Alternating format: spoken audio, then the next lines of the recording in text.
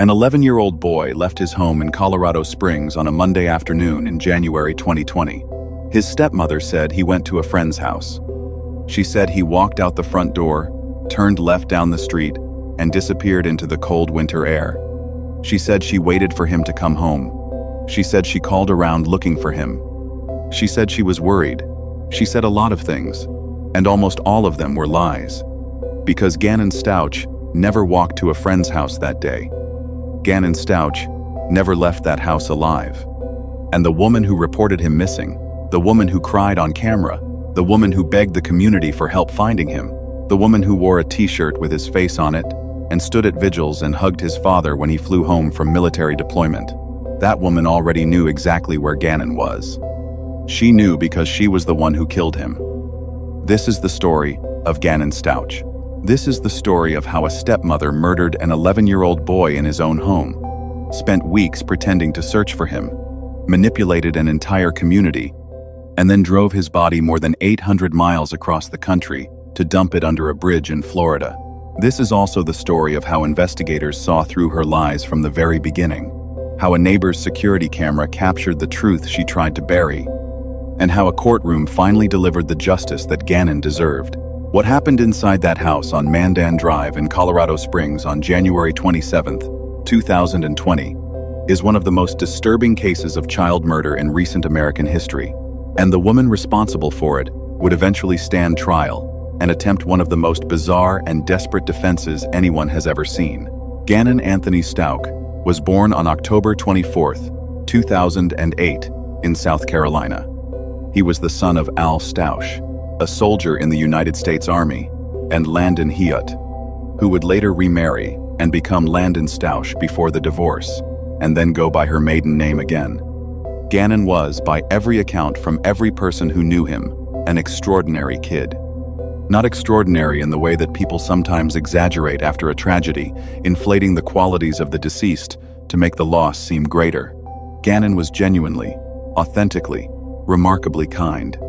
His teachers described him as the kid who would sit with the lonely child at lunch, the kid who would share his snacks without being asked, the kid who noticed when someone was having a bad day and went out of his way to make them smile. He loved science. He loved video games. He loved the Denver Broncos. He loved his family, his biological mother Landon, his father Al, his older sister, and even his stepmother Letitia, the woman who would eventually take his life. Gannon called her Mom. He trusted her. He lived under her roof while his father was deployed overseas with the Army. He depended on her for meals, for rides to school, for the basic daily care that every child needs and deserves from the adults in their life. And she failed him in the most catastrophic and unforgivable way imaginable. Al Stouch and Letitia. Stouch had married in 2018. Al was a career military man, dedicated to his service, but also deeply devoted to his children. When he was deployed, he entrusted Gannon and his older sister to Letitia's care. This was not an unusual arrangement for military families. Deployments are a reality of military life, and spouses routinely assume primary parenting responsibilities when the service member is away. Al had no reason to believe his children were in danger. Letitia had not shown any overt signs of being a threat to them. She could be strict, she could be moody, she could be difficult, but those qualities, while unpleasant, are not the same as being dangerous. Or so everyone thought. What nobody outside that house on Mandan Drive fully understood was the dynamic that had developed between Letitia and Gannon. According to accounts that would later emerge during the investigation and trial, Letitia resented the children from Al's previous marriage. She viewed them as obstacles, as burdens, as reminders that Al had a life and a family before her. This resentment, which she mostly kept hidden from Al and from the outside world, manifested in increasingly harsh treatment of Gannon in particular. There were reports of Letitia being overly strict with Gannon, of punishing him disproportionately for minor infractions, of singling him out for criticism and discipline, while treating her own daughter from a previous relationship differently. None of this was reported to authorities before Gannon's death. None of it was visible enough to trigger intervention from teachers, neighbors, or family members. It existed in the shadows of a household where appearances were maintained, and the reality behind closed doors was known only to the people inside. January 27, 2020, was a Monday. It was a regular school day, but Gannon had stayed home. The reasons for his absence from school that day would become a subject of investigation, with some accounts suggesting he was feeling unwell, and others suggesting Letitia had kept him home for her own reasons. Whatever the case, Gannon was home that day with Letitia, while Al was deployed and Gannon's sister was at school. What happened inside that house between the morning and the early afternoon of January 27th would only be fully revealed during the trial, but the basic facts are these. At some point during the day, Letitia Stauch attacked Gannon. The attack was not a single impulsive act. It was sustained, brutal, and involved multiple methods of violence. According to the forensic evidence and the prosecution's case, Letitia stabbed Gannon multiple times with a knife. She also struck him with a blunt object. The injuries were extensive and severe. Gannon fought for his life. Evidence of a struggle was found in the home. Blood in multiple rooms, signs of a violent confrontation that moved through different parts of the house. An 11-year-old boy fought against an adult woman who was trying to kill him, and he lost. The precise sequence of events, the exact trigger for the attack, the moment-by-moment timeline of what happened inside that house. These details were pieced together by investigators over the following months. But the outcome was never in doubt from the moment detectives began to seriously examine Letitia's story. Gannon was dead. He had been dead since January 27th, and Letitia knew it because she was the one who killed him. But Letitia Stauch did not call 911. She did not call Al. She did not call Gannon's mother. She did not call the police. Instead, she did something that would define the next several weeks of her life and the investigation. She cleaned up. She attempted to conceal the evidence of what she had done. She cleaned blood from the floors and walls of the home. She moved Gannon's body. And then, hours after she had murdered her stepson, she began constructing an elaborate fiction designed to convince the world that Gannon had simply walked out of the house and vanished.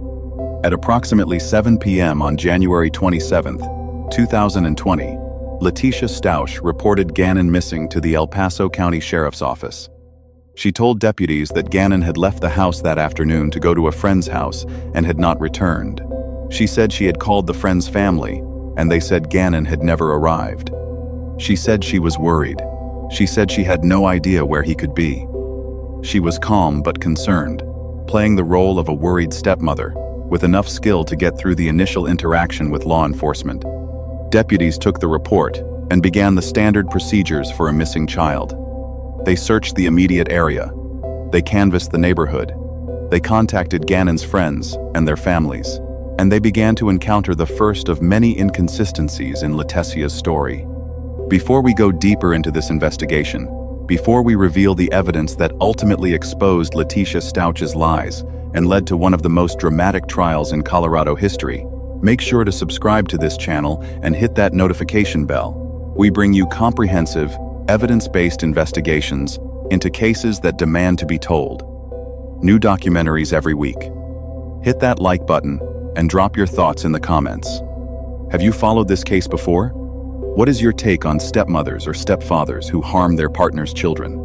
Now let us get back to the investigation that would unravel everything Letitia Stauch tried to hide.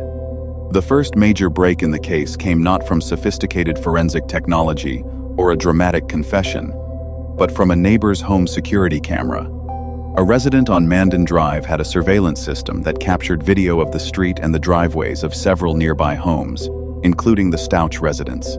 When investigators reviewed this footage, what they saw contradicted Letitia's account in a devastating way. The footage showed Letitia's vehicle, a white Tiguan, in the driveway on the afternoon of January 27th. It showed movement around the vehicle at times that were inconsistent with her story about Gannon leaving on foot to walk to a friend's house. Most critically, the footage appeared to show Letitia loading something into the back of the vehicle, something large enough and heavy enough to require effort. The footage was grainy and shot from a distance, but to investigators who were already growing suspicious of Letitia's account, it was a significant piece of evidence. It suggested that rather than Gannon leaving the house on foot, something or someone had been placed in Letitia's vehicle. The timing of this activity on the footage corresponded with the period after Gannon was last known to be alive and before Letitia reported him missing. Investigators also noted that Letitia's vehicle had been driven that afternoon, departing the house and returning before she made the missing persons report. Where had she gone? What had she been doing? And what had been in the back of that vehicle? As the days passed and Gannon was not found, the community of Colorado Springs rallied in a way that was both heartwarming and heartbreaking. Hundreds of volunteers joined search parties, combing through parks, open spaces, and neighborhoods looking for any sign of the missing boy. Flyers were distributed. Social media campaigns were launched. Local businesses posted Gannon's picture in their windows. The community did what communities do when a child goes missing. They came together, they mobilized, and they refused to give up hope. And through all of it, Letitia Stauch was there. She attended vigils. She spoke to reporters. She posted on social media. She wore t-shirts with Gannon's face printed on them. She hugged volunteers and thanked them for their efforts. She played the part of the anguished stepmother with a commitment that was chilling in retrospect, knowing what she had done. She even gave interviews to local television stations, looking directly into the camera and pleading for Gannon's safe return, all while knowing that Gannon would never return because Gannon was already dead and she was the one who had killed him. The audacity of this performance cannot be overstated.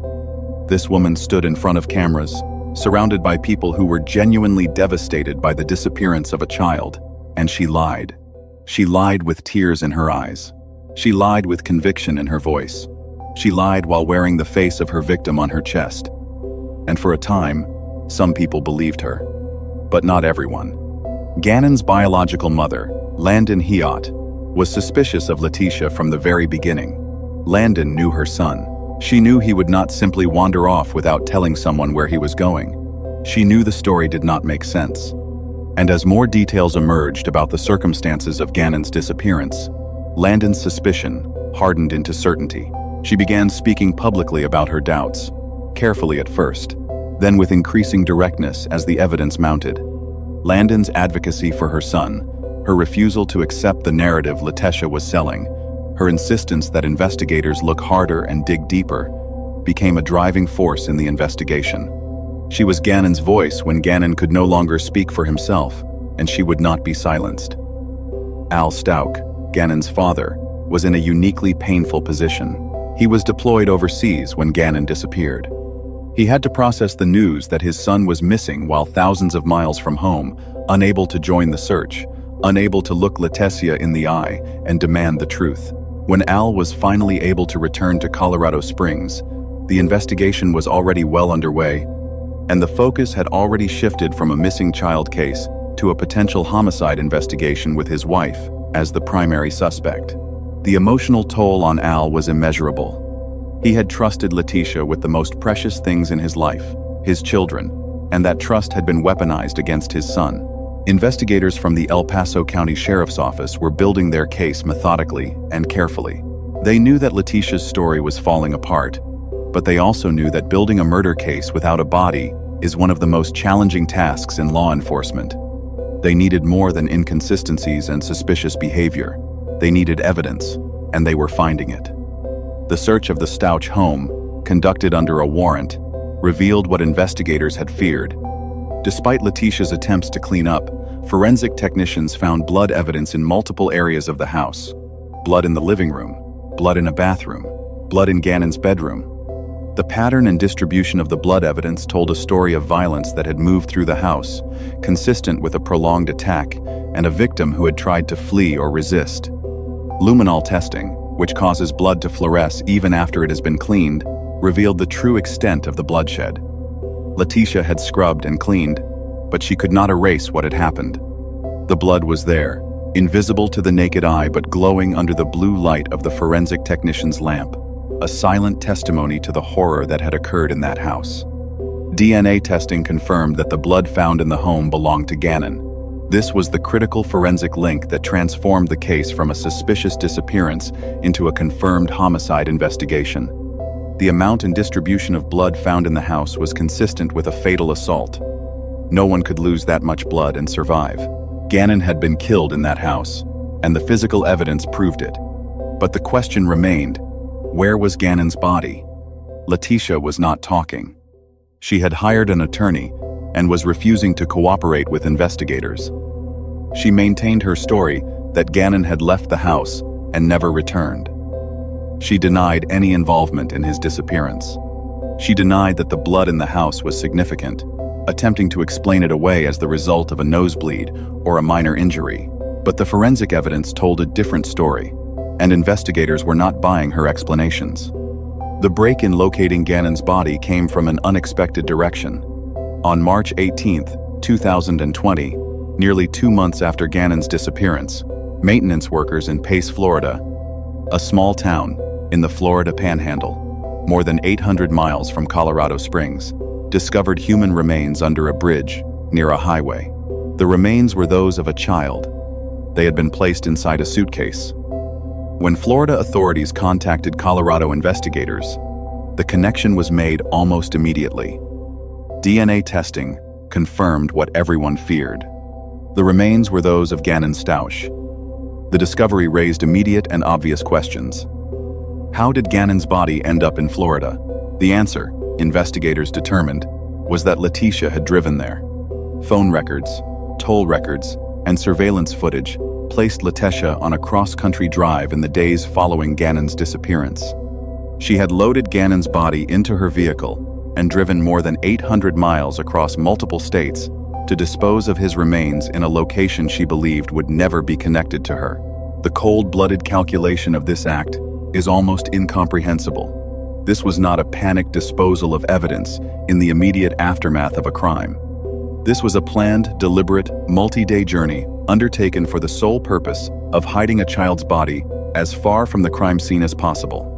Letitia had driven through Kansas, through Oklahoma, through Texas, through Louisiana, through Mississippi, through Alabama, and into Florida. With the body of her 11-year-old stepson in the vehicle, she had stopped for gas. She had stopped for food. She had driven through traffic and past other motorists, all while carrying the remains of a murdered child. The sheer depravity of this journey, the normalcy of the actions surrounding it, the gas station stops, the highway driving, the mundane routine of a road trip, juxtaposed with the horror of what was in that vehicle, is one of the most disturbing aspects of this entire case. Quick pause. If Gannon's story has affected you, hit that like button right now. Subscribe if you have not already. Drop a comment telling me where you are watching from. Every like, every subscription, every comment helps more people see this case and hear Gannon's story. Now let me tell you about the arrest, the trial, and the absolutely insane defense that Letitia Stauch tried to use. On March 2nd, 2020, before Gannon's body had even been found, Letitia Stauch was arrested in Myrtle Beach, South Carolina, and charged with first-degree murder, child abuse resulting in death, tampering with a deceased human body, and tampering with physical evidence. She had fled Colorado and was traveling through the southeastern United States when law enforcement caught up with her. The arrest was the result of weeks of investigation and the accumulation of evidence that left no doubt about her involvement in Gannon's death. The blood evidence in the home, the neighbor's security camera footage, the phone and toll records showing her cross-country drive, the inconsistencies in her statements, the forensic evidence recovered from her vehicle, all of it pointed to one inescapable conclusion. Letitia Stauch had murdered Gannon Stauch and had spent weeks trying to cover it up.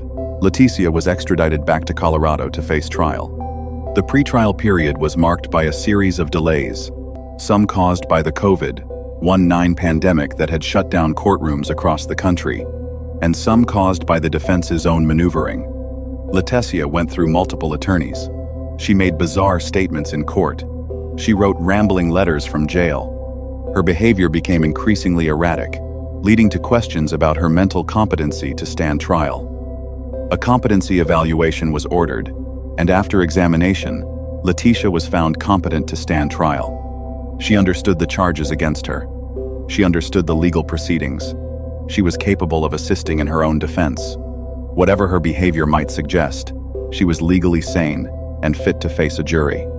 The trial of Letitia Stauch began on April 3, 2023. more than 3 years after Gannon's murder. The courtroom in the 4th Judicial District Court in Colorado Springs was packed. Media from across the country had descended on the city to cover a case that had captured national attention. Gannon's family, his mother Landon, his father Al, and other relatives, sat in the gallery, their faces etched with the pain of 3 years of grief and the anxiety of finally seeing the legal process they had waited so long for. The prosecution, led by District Attorney Michael Allen and his team, presented a meticulous and devastating case. They walked the jury through every piece of evidence, starting with the timeline of January 27th and the neighbor's security camera footage that contradicted Letitia's account. They presented the blood evidence found in the home, the DNA results confirming it was Gannon's blood, and the forensic analysis showing the extent of the violence. They presented the phone records and toll data tracing Letitia's cross-country drive to Florida. They presented the discovery of Gannon's remains in Pace, Florida, and the autopsy results detailing the horrific injuries he had suffered. The medical examiner testified that Gannon had been stabbed multiple times. He had suffered blunt force trauma. He had been shot. The sheer variety of methods used to kill this child suggested a sustained and frenzied attack that had gone on for an extended period. Gannon had not died quickly. He had suffered, he had fought, and he had lost. The prosecution also presented evidence of Letitia's behavior in the weeks following the murder. Her public performances at vigils and in media interviews, her social media posts, her lies to investigators, her cross-country drive to dispose of Gannon's body. All of it was laid out for the jury in painstaking detail, creating a portrait of a woman who had not only murdered a child, but had then conducted an elaborate and sustained campaign of deception to avoid accountability. The contrast between Letitia's public persona, the tearful, worried stepmother, and the reality revealed by the evidence, a cold, calculating killer, was stark and damning. And then it was the defense's turn. And what happened next was one of the most bizarre and widely ridiculed defense strategies in modern criminal trial history. Letitia Stauch took the witness stand in her own defense. Against the advice of her attorneys, she insisted on testifying. And the story she told was not merely implausible, it was delusional. Letitia claimed that she had not killed Gannon. She claimed that a group of people, including members of a secret organization, had broken into the house and attacked both her and Gannon. She claimed she had been knocked unconscious during the attack, and when she woke up, Gannon was gone. She claimed that the blood in the house was from the intruder's assault on her, not from an attack on Gannon. But that was only the beginning of the bizarre testimony. Letitia went on to claim that she had been communicating with God and with various spiritual entities throughout the ordeal. She claimed that God had spoken to her directly, giving her instructions. She claimed that she was a chosen vessel, a prophet, a person of special spiritual significance who had been targeted by dark forces. She claimed that Gannon was not actually dead, that he had been taken by these forces and was alive somewhere, being held for purposes she could not fully explain. She rambled. She contradicted herself. She became emotional, then calm, then agitated, then serene. She quoted scripture. She made accusations against her own attorneys, against the judge, against the prosecutors, against the investigators. She presented a version of events that bore no resemblance to reality, and that was contradicted by every single piece of physical evidence in the case. The jury watched this testimony with a mixture of disbelief and revulsion. The prosecutors did not need to do much during cross-examination. Letitia's own words were more damaging than anything the prosecution could have asked. She had taken the stand, expecting to convince the jury of her innocence, and instead had provided them with a front-row demonstration of her capacity for fabrication and manipulation. Her testimony was not the performance of a mentally ill woman who genuinely believed what she was saying. It was the desperate, flailing attempt of a guilty woman to create any narrative, no matter how absurd, that might introduce enough doubt to avoid conviction. It did not work. Closing arguments were delivered on May 5th, 2023. The prosecution's closing was systematic and devastating. Walking the jury through the evidence one final time and asking them to compare the mountain of forensic proof with the fantastical story Letitia had told on the witness stand. The defense's closing was brief and subdued. a last attempt to raise reasonable doubt that even the defense attorneys seemed to know was futile. The jury deliberated for less than 3 hours. The speed of their decision reflected the overwhelming nature of the evidence and the utter failure of the defense's strategy. On May 8, 2023, the verdict was read. Guilty on all counts: first-degree murder, child abuse resulting in death, tampering with a deceased human body, tampering with physical evidence. The courtroom erupted. Gannon's family wept with relief. Landon Hyatt, who had fought for her son from the moment he disappeared, who had never believed Letitia's lies, who had pushed and pushed and pushed for justice, finally heard the word she had been waiting more than 3 years to hear: guilty. Letitia showed little visible reaction to the verdict. The woman who had performed so convincingly at vigils and in front of cameras sat stone-faced as the jury's decision was announced. Whether this was shock, resignation, or simply the exhaustion of a woman who had run out of lies to tell, only she knows. The sentencing hearing took place shortly after the verdict. Under Colorado law, a conviction for first-degree murder carries a mandatory sentence of life in prison without the possibility of parole. There was no discretion for the judge, no possibility of leniency, no option for a lesser sentence. Letitia Stauch would spend the rest of her natural life behind bars. Before the sentence was imposed, Gannon's family was given the opportunity to deliver victim impact statements. Landon Hyatt approached the podium and spoke directly to the court about her son. She described the boy Gannon had been, his kindness, his humor, his love of life. She described the devastation of losing him, the agony of not knowing where he was for weeks, the horror of learning how he had died. She spoke with a quiet, steady voice that carried more power than any shout could have. She did not address Letitia directly. She did not need to. Everything that needed to be said to Letitia had been said by the jury. Landon spoke to the court, and through the cameras, to the world, about who Gannon was and what his loss meant. Al Stauch also spoke, his words heavy with the particular grief of a father who had trusted the wrong person with his child's safety. He spoke of the guilt he carried, the what-ifs that haunted him every day. What if he had not deployed? What if he had seen the signs? What if he had made different choices? These are the questions that will follow Al Stauch for the rest of his life. Questions that have no satisfying answers because the fault does not lie with a father who served his country. The fault lies with a woman who took a child's life and then spent weeks pretending to search for him. Judge Gregory Werner imposed the mandatory sentence: life in prison without the possibility of parole. He added consecutive sentences for the other convictions, ensuring that even in the unlikely event of a successful appeal on one charge, Letitia would remain in prison for the rest of her life. The judge's remarks were measured but pointed.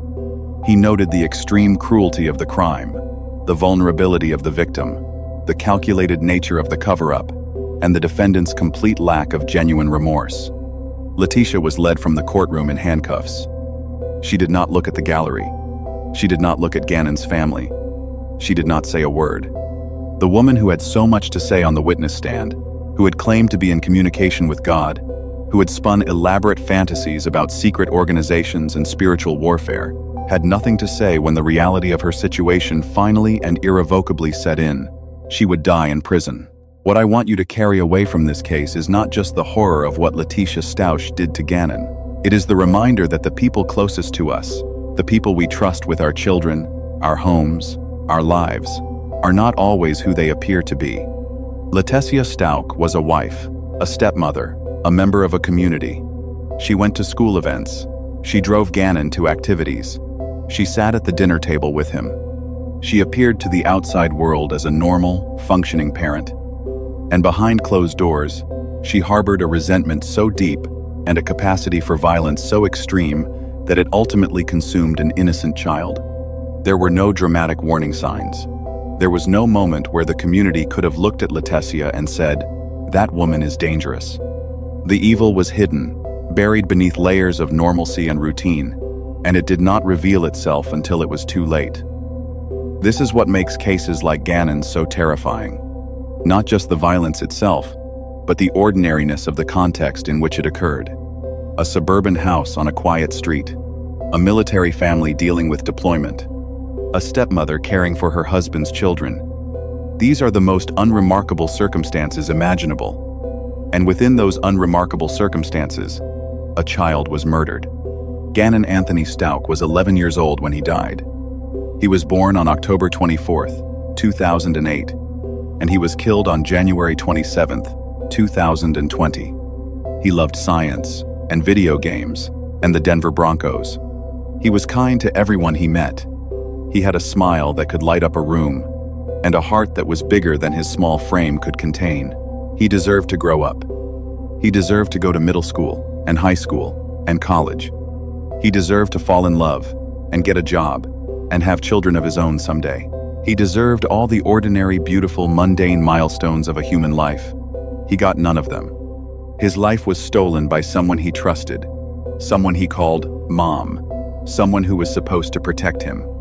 And while justice has been served in the legal sense, while Latecia Stauch will spend the rest of her life in prison, no verdict can undo what was done. No sentence can bring Gannon back. No amount of accountability can fill the void left by his absence. All we can do is remember him, remember his name, remember his smile, remember that he mattered. And remember that behind the closed doors of ordinary homes, on quiet streets in safe neighborhoods, there are children who need us to pay attention. Share this video. Subscribe to this channel. And most importantly, if you see something, say something. Gannon's story did not have to end this way. Nobody's should. Thank you for watching.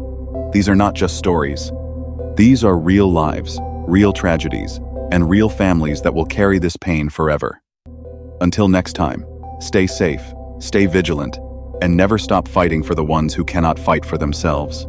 But before we end, let us go back and examine some of the details of this case more closely, because there are aspects of Latecia Stauch's behavior before, during, and after the murder that reveal the full depth of her calculation and depravity. In the weeks leading up to January 27th, Latecia had been showing increasing signs of frustration and hostility toward Gannon. Text messages recovered from her phone showed her complaining about Gannon's behavior to friends and family, describing him as difficult, disobedient, and a burden. She used language that, in retrospect, revealed a woman who did not see her stepson as a child to be nurtured, but as an obstacle to be managed. One particularly telling message, sent just days before the murder, described Gannon in terms that no loving parent would use about an 11-year-old child. Investigators would later point to these messages as evidence of the growing resentment that ultimately exploded into violence on January 27th. There were also indications that Latecia had been planning something. In the days before the murder, she had searched the internet for topics that, in isolation, might seem innocent, but in context were deeply incriminating. She had researched methods of cleaning blood from surfaces. She had searched for information about how long DNA evidence remains detectable. She had looked up the penalties for various crimes in Colorado. These searches, recovered from her phone and computer during the investigation, painted a picture of a woman who was not acting on impulse, but was thinking ahead, considering the consequences, and preparing for what she was about to do. The prosecution would later present these searches as evidence of premeditation, proof that Latecia had planned to kill Gannon and had taken deliberate steps to prepare for the cover-up. The events of January 27th itself were reconstructed through a combination of physical evidence, digital forensics, and the neighbor's security camera footage. In the morning, Gannon was alive and apparently going about his normal routine inside the house. Latecia's phone records showed that she was also in the house throughout the morning. At some point in the late morning or early afternoon, the attack began. The exact trigger, if there was one, has never been definitively established. It may have been an argument. It may have been something trivial that Latecia magnified in her mind into an unforgivable offense. Or it may have been something she had been planning and simply decided to execute that day. Whatever the catalyst, the violence was extreme. Gannon was stabbed repeatedly. The forensic evidence showed wounds to his torso, his arms, and his hands, the last of which were consistent with defensive wounds, meaning Gannon had raised his hands to try to protect himself from the knife. He had fought back. He had struggled. An 11-year-old boy had looked at the woman he called Mom as she attacked him with a knife, and he had tried to defend himself. He had tried to live, and he had failed. After the stabbing, there was evidence of blunt force trauma. Gannon had been struck with a heavy object, possibly a hammer or similar tool, and there was evidence that he had been shot. The combination of methods, stabbing, bludgeoning, and shooting, suggested an attack of extraordinary ferocity, one that went far beyond what was necessary to cause death. This overkill, as forensic psychologists call it, is often indicative of a deeply personal crime, one driven by rage, hatred, or a desire to utterly destroy the victim. It is not the behavior of someone acting in the heat of a single moment. It is the behavior of someone unleashing a fury that has been building for a long time. After Gannon was dead, Letitia faced the problem that every killer faces: what to do with the body and how to explain the victim's absence. Her solution was methodical and cold-blooded. First, she cleaned the house. She scrubbed blood from floors, walls, and furniture. She laundered bedding and clothing. She attempted to remove every visible trace of what had happened. She was largely successful in this effort, at least to the naked eye. When investigators later entered the home, it appeared clean and orderly. It was only under forensic examination, with luminol and alternative light sources, that the true extent of the blood evidence was revealed. Second, she removed Gannon's body from the house and placed it in her vehicle. This was likely the activity captured on the neighbor's security camera, the footage showing Letitia loading something large and heavy into the back of her white Tiguan. Third, she drove. Initially, she did not drive all the way to Florida. Evidence suggested that she first took Gannon's body to a temporary location, possibly storing it in the vehicle or at another site, while she figured out her next steps. Over the following days, she made the decision to transport the body out of state, far from Colorado Springs, far from the search area, far from anyone who might connect the remains to the missing boy. The drive to Florida was a journey of approximately 1,300 miles, depending on the route.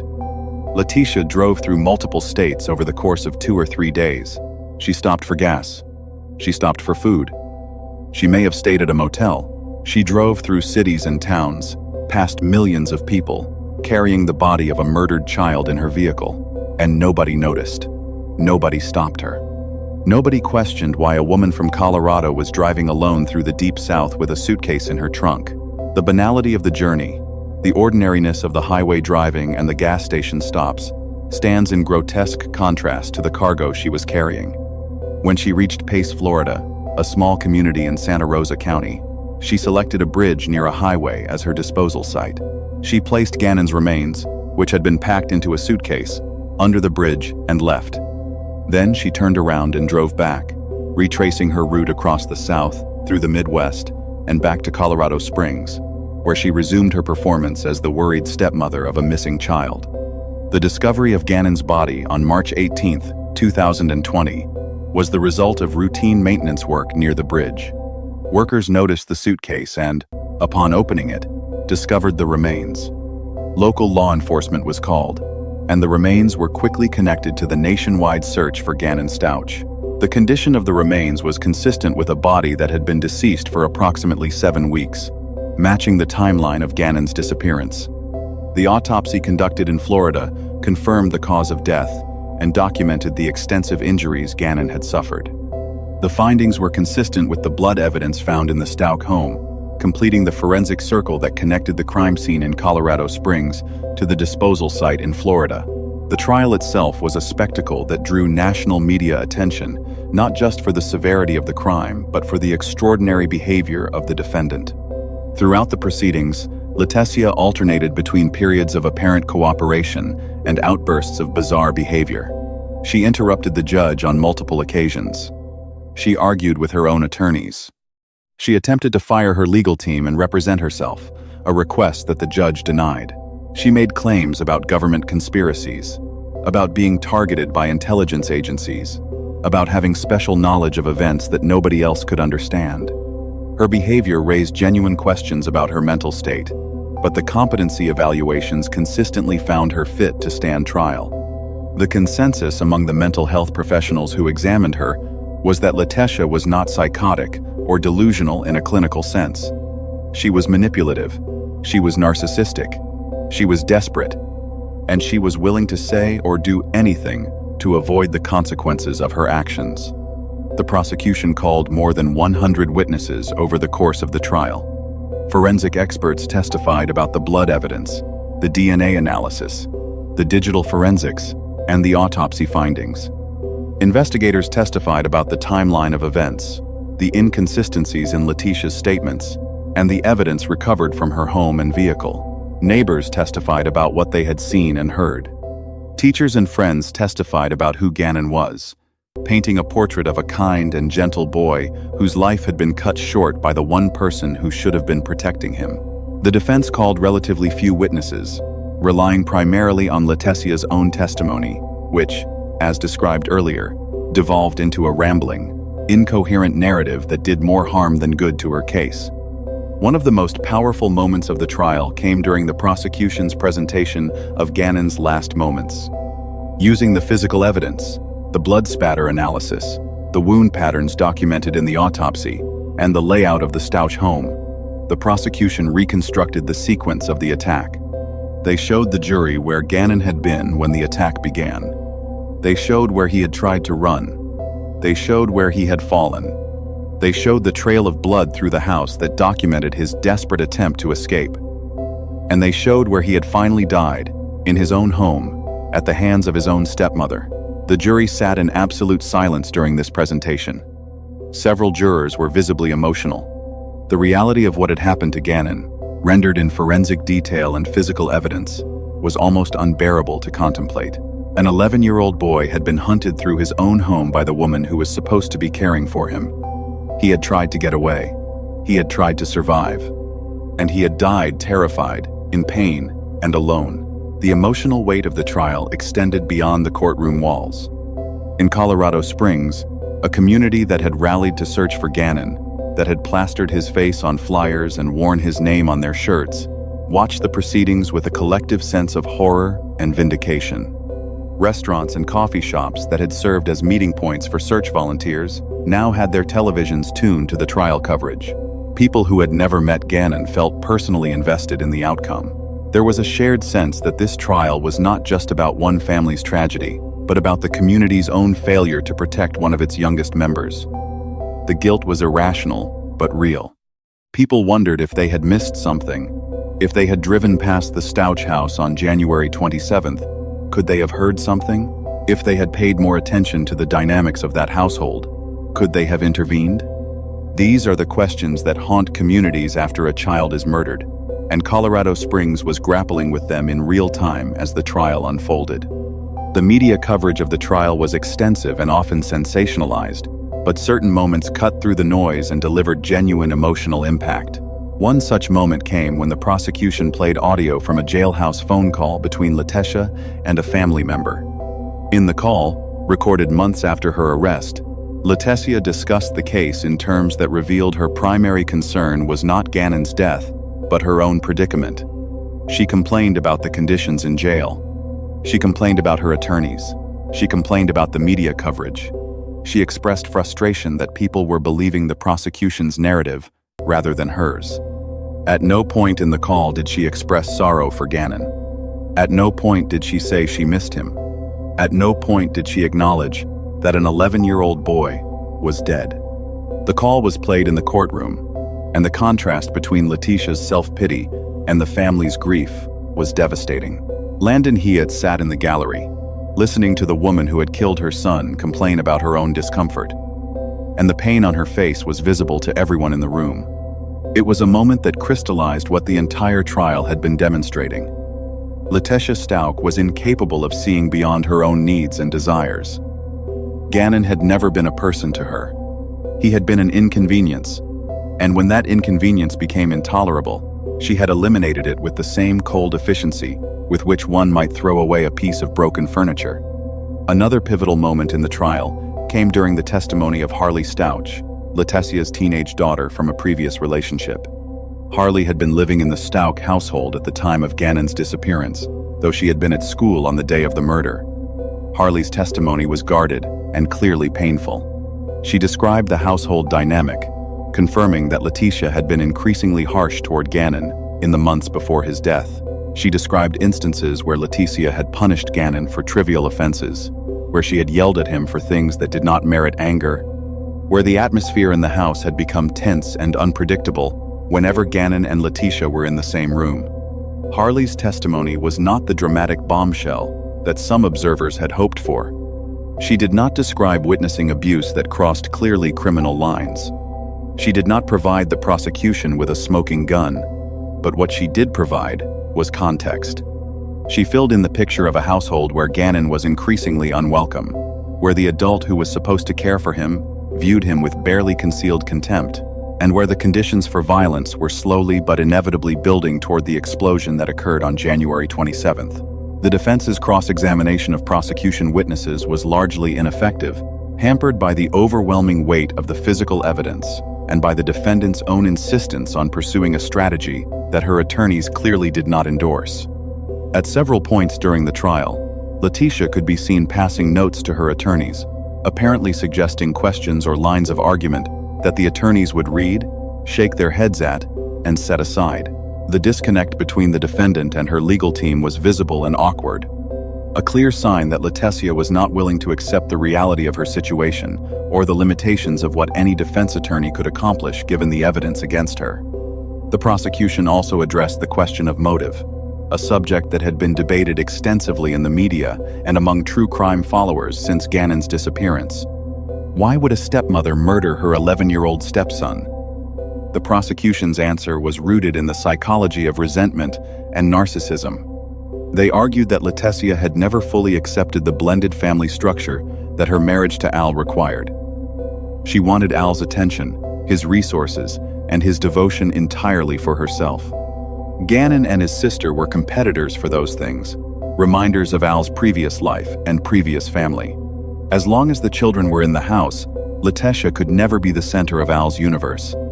This resentment, the prosecution argued, had been building for months and had finally erupted into lethal violence. They presented the text messages, the internet searches, and the witness testimony as evidence of this escalating hostility. They painted a portrait of a woman who had decided, consciously or unconsciously, that Gannon was an obstacle that needed to be removed. The defense offered an alternative explanation, though it was overshadowed by Leticia's own testimony.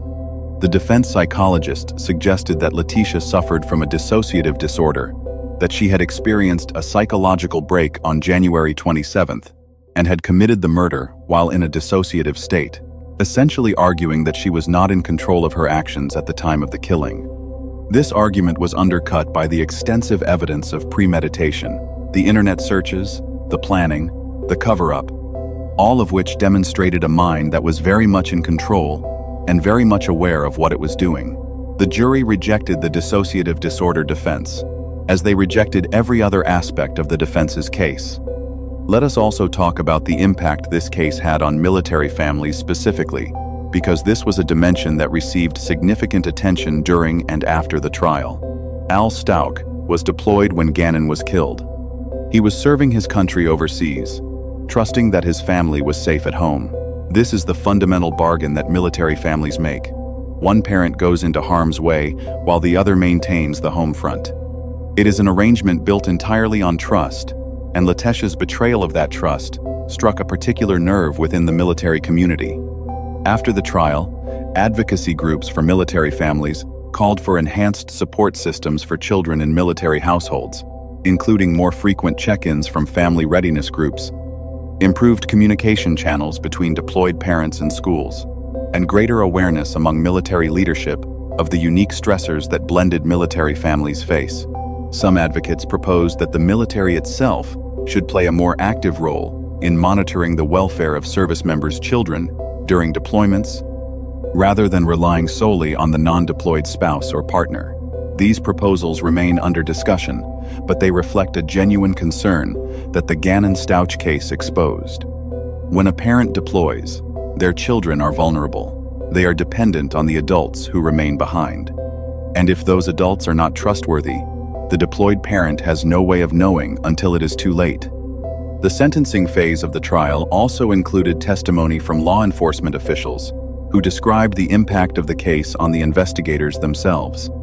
The lead detective in the case testified that Gannon's murder was the most difficult case of his career, not because of the complexity of the investigation, but because of the emotional toll of spending months immersed in the details of a child's violent death.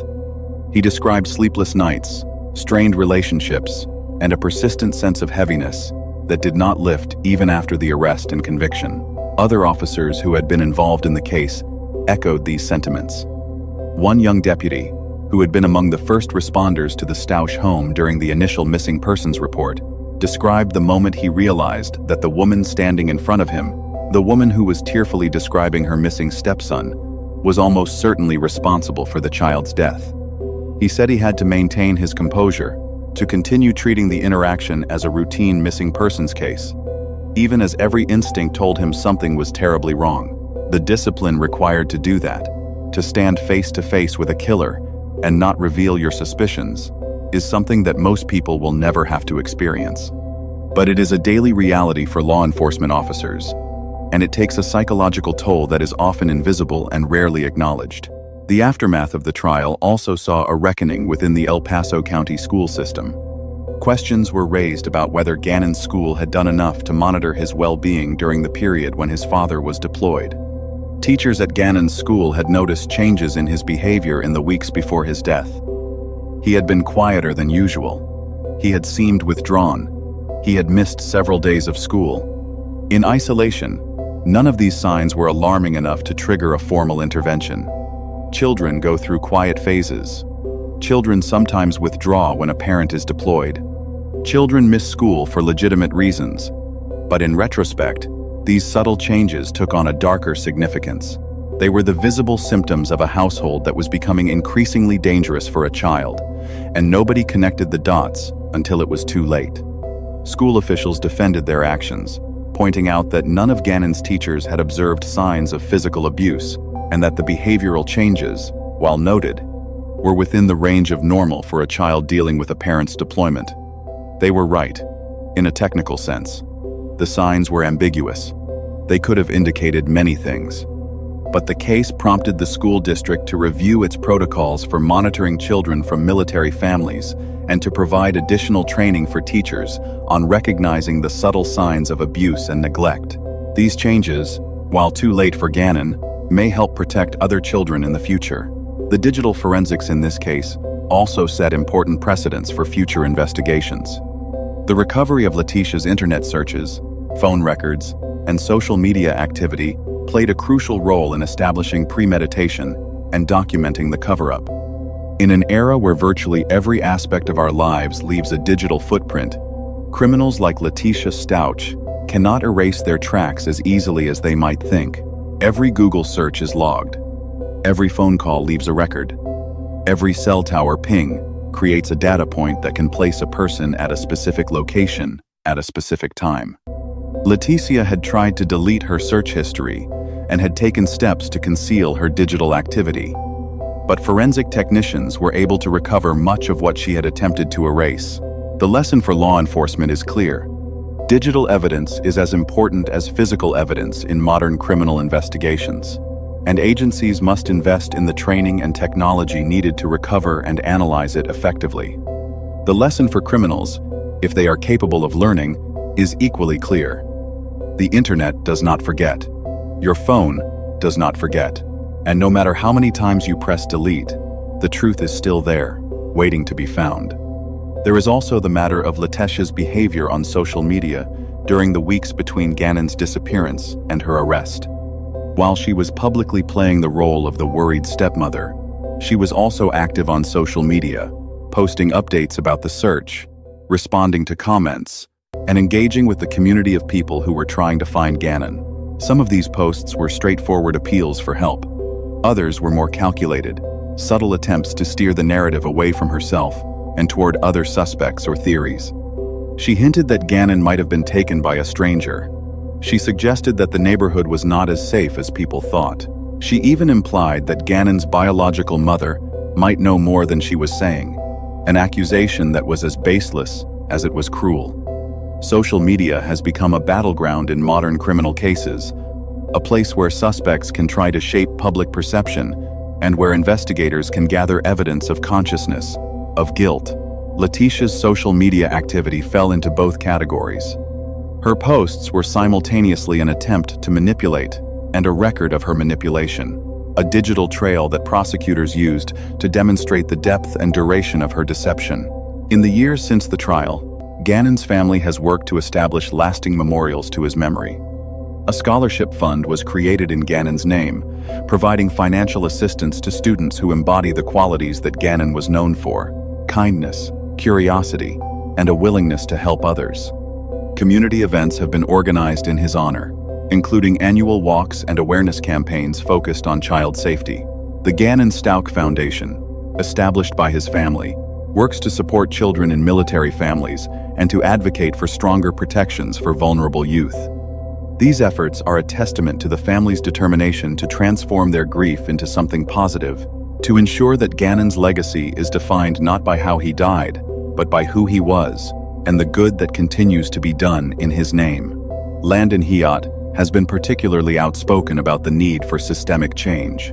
In interviews and public appearances, she has argued that the current system for monitoring the welfare of children in blended families and military households is inadequate. She has called for mandatory check-ins for children whose parents are deployed, for enhanced training for school counselors and teachers, and for greater accountability for non-biological caregivers. Her advocacy is driven by a simple and devastating conviction. If the systems had been better, if the safety nets had been stronger, if someone, anyone, had looked a little closer at what was happening inside that house on Mandan Drive, her son might still be alive. She carries that knowledge with her every day, and she channels it into a fight for the children who can still be saved. Al Stauch has been more private in his grief, but no less affected.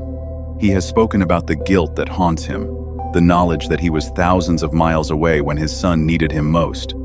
He has spoken about the difficulty of trusting anyone again, of rebuilding a life after the person he married turned out to be capable of murdering his child. He has spoken about the moments that catch him off guard, a song Gannon liked on the radio, a Broncos game that Gannon would have loved, a science documentary that would have had Gannon glued to the screen. These are the small, everyday reminders of absence that constitute the real, lived experience of grief, the moments that no trial and no verdict can touch. Gannon Stauch's case stands as one of the most disturbing examples of domestic child homicide in modern American history. It is a case that exposes the limits of our ability to protect children from the people closest to them. It is a case that reveals the terrifying gap between appearance and reality in seemingly normal households.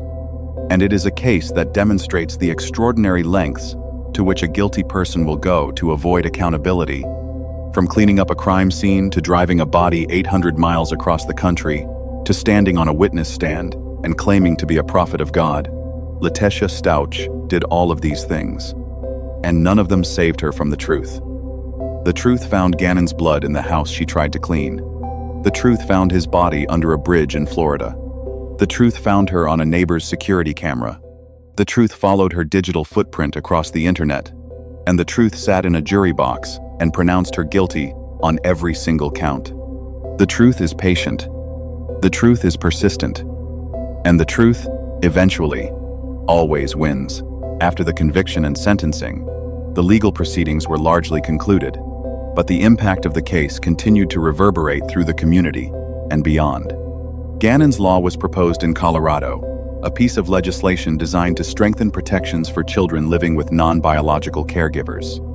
The law would require enhanced background checks and monitoring for step-parents and other non-biological guardians in certain circumstances. While the legislation has faced challenges in the political process, its proposal reflected the community's determination to ensure that Gannon's death would lead to meaningful change in how we protect vulnerable children. The case also prompted a broader conversation about the unique risks faced by children in blended families. While the vast majority of step-parents are loving and caring individuals, statistics show that children are disproportionately at risk of abuse and homicide when living with non-biological caregivers. This is not an indictment of step-parents as a group, but it is a reality that child welfare professionals and law enforcement agencies must grapple with. The Gannon Stauch case became a focal point for these discussions, forcing uncomfortable questions about how we screen, monitor, and support the adults who care for our children.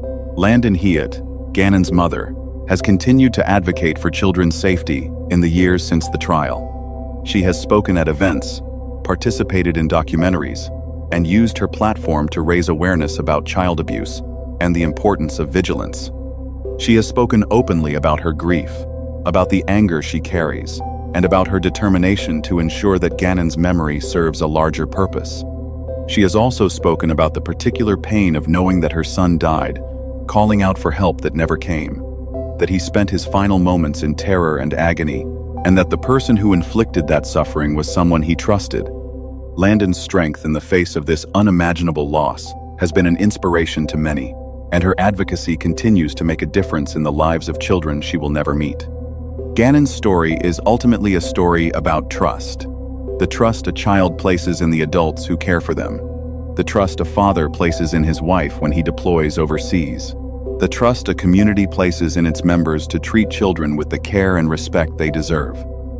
Letitia Stauch violated every one of those trusts in the most extreme and unforgivable way possible. She took the life of a child who depended on her, and then she stood in front of the world and pretended to be devastated by his loss. The depths of that deception, the coldness of that calculation, the sheer inhumanity of that performance, these are the things that make this case so profoundly disturbing. It is not just that she killed Gannon, it is that she killed him and then pretended to love him. That is a special kind of evil. And it is the kind of evil that reminds us all to pay attention, to ask questions, to look behind the performances that people put on, and to never assume that the people closest to our children are incapable of doing them harm. Rest in peace, Gannon Anthony Stauch. October 24th, 2008 to January 27th, 2020. You were loved, you are missed, and you will never, ever be forgotten. If this investigation has moved you, share this video with someone who needs to hear Gannon's story. Subscribe to this channel for new investigations every week. And remember, these are not just cases. These are children. These are families. These are real people whose lives were shattered by violence and betrayal. Until next time, thank you for watching, and never stop fighting for the ones who cannot fight for themselves.